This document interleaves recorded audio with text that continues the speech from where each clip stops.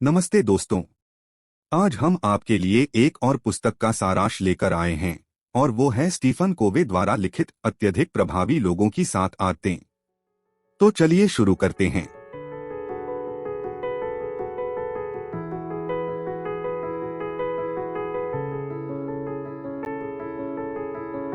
पहली आदत है सक्रिय रहना। ये व्यक्तिगत जिम्मेदारी की आदत है। सक्रिय लोग मानते हैं कि वे प्रतिक्रिया सक्षम हैं। वे अपने व्यवहार के लिए परिस्थितियों को दोष नहीं देते हैं। दूसरी ओर प्रतिक्रियाशील लोग अक्सर अपने भौतिक वातावरण से प्रभावित होते हैं। वे बाहरी स्रोतों को दोष देते हैं। एक सक्रिय व्यक्ति सक्रिय भाषा का उपयोग करता है, जैसे कि मैं कर सकता हूँ, मैं करूँगा, मैं पसंद करूँगा आदि। एक प्रतिक्रियाशील व्यक्ति प्रतिक्रियाशील भाषा का उपयोग करता है, जैसे कि मैं नहीं कर सकता, मुझे शायद करना होगा। सक्रिय लोग अपने प्रयासों को अपने प्रभाव मंडल पर केंद्रित करते हैं। वे उन चीजों पर ध्यान देते हैं जिनके बारे में वे कुछ कर सकते हैं, जैसे कि स्वास्थ्य, फैमिली या अपनी काम पर समस्याएं। वहीं दूसरी ओर प्रतिक्रियाशील लोग अपने प्रयासों को चिंता के घेरे में केंद्रित करते हैं। वे उन चीजों पर ध्यान देते हैं जिसमें उनका बहुत कम या कोई नियंत्रण नहीं होता है, जैसे कि राष्ट्रीय संकट, आतंकवाद या मौसम। दूसरी आदत, मन में कार्य समाप्ति का विचार लेकर कार्य प्रारंभ करना। ये व्यक्तिगत दृष्टि की आदत है जो कि कल्पना और सिद्धांत पर आधारित है। आप अपने आप को इस कदर तैयार करते हैं कि सभी चीजें आपके साथ 2 बार होती है। पहले मानसिक रचना होती है और फिर भौतिक सृष्टि। भौतिक सृष्टि मानसिक सोच का अनुसरण करती है, जैसे कोई इमारत ब्लूप्रिंट का अनुसरण करती है।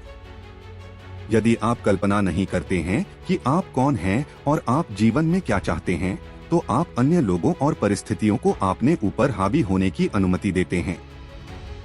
तीसरी आदत, प्राथमिकता वाली चीजें पहले करें, यानी व्यक्तिगत प्रबंधन की आदत डालें। तीसरी आदत पहली और दूसरी आदत की व्यावहारिक पूर्ति है। पहली आदत कहती है आप निर्माता है, आप प्रभारी है। दूसरी आदत मानसिक रचना है जो कल्पना पर आधारित है और आपको क्षमता प्रदान करता है कि आप क्या बन सकते हैं। तीसरी आदत भौतिक रचना है और जीवन प्रबंधन के बारे में भी है, जो कि आपका उद्देश्य, मूल्य, भूमिकाएं और प्राथमिकताएं। पहली चीजें क्या हैं? पहली चीजें वे चीजें हैं जो आपको सबसे ज्यादा मूल्यवान लगती हैं। यदि आप सबसे पहले चीजों को पहले रखते हैं, तो आप दूसरी आदत में स्थापित व्यक्तिगत प्राथमिकताओं के अनुसार समय और घटनाओं का आयोजन और प्रबंधन कर रहे हैं। चौथा आदत, विन विन थिंकिंग, यानी पारस्परिक लाभ की आदत। थिंक विन विन अच्छा होने के बारे में नहीं है, नहीं, ये एक क्विक फिक्स तकनीक है। ये मानव संपर्क और सहयोग के लिए एक चरित्र आधारित कोड है। विन विन जीवन को एक सहकारी क्षेत्र के रूप में देखता है, प्रतिस्पर्धी के रूप में नहीं। विन विन दिमाग और दिल का एक ढांचा है जो सभी मानवीय अंतःक्रियाओं में लगातार पारस्परिक लाभ चाहता है। जीत का मतलब है कि समझौते या समाधान पारस्परिक रूप से लाभप्रद और संतोषजनक हैं। जीत के लिए आपको न केवल सहानुभूतिपूर्ण होना चाहिए, बल्कि आपको आत्मविश्वास भी होना चाहिए। आपको न केवल विचारशील और संवेदनशील होना है, बल्कि आपको बहादुर भी होना है। साहस और विचार के बीच संतुलन ही वास्तविक परिपक्वता का सार है और जीत के लिए मौलिक है। 3 महत्वपूर्ण चरित्र लक्षण हैं जो इस प्रतिमान के लिए आवश्यक हैं। वफादारी, अपनी सच्ची भावनाओं, मूल्यों और प्रतिबद्धताओं के साथ चिपके रहना। परिपक्वता, दूसरों के विचारों और भावनाओं के लिए साहस और विचार के साथ अपने विचारों और भावनाओं को व्यक्त करना। भरपूर मानसिकता, विश्वास करना कि सभी के लिए बहुत कुछ है। 5वां आदत, पहले समझने की कोशिश करें फिर समझिए, यानी सहानुभूति कम्युनिकेशन की आदत। कम्युनिकेशन जीवन में सबसे महत्वपूर्ण कौशल है। आप पढ़ना, लिखना और बोलना सीखने में सालों लगाते हैं, लेकिन सुनने का क्या? आपके पास कौन सा प्रशिक्षण है जो आपको सुनने में सक्षम बनाता है ताकि आप वास्तव में दूसरे इंसान को गहराई से समझ सकें? शायद कोई नहीं। समझने के लिए पहले खोजें। क्योंकि आप अक्सर आत्मकथात्मक रूप से सुनते हैं, आप 4 तरीकों में से एक में प्रतिक्रिया देते हैं। मूल्यांकन, आप न्याय करते हैं और फिर सहमत या असहमत होते हैं। जांच, आप अपने संदर्भ के फ्रेम से प्रश्न पूछते हैं। सलाह देना, आप सलाह देते हैं और समस्याओं का समाधान करते हैं। व्याख्या करना, आप अपने स्वयं के अनुभवों के आधार पर दूसरों के उद्देश्यों और व्यवहारों का विश्लेषण करते हैं। छठी आदत, तालमेल कायम, यानी रचनात्मक सहयोग की आदत। सीधे शब्दों में कहें तो तालमेल का अर्थ है 2 सिर एक से बेहतर हैं। सिनर्जाइज रचनात्मक सहयोग की आदत है।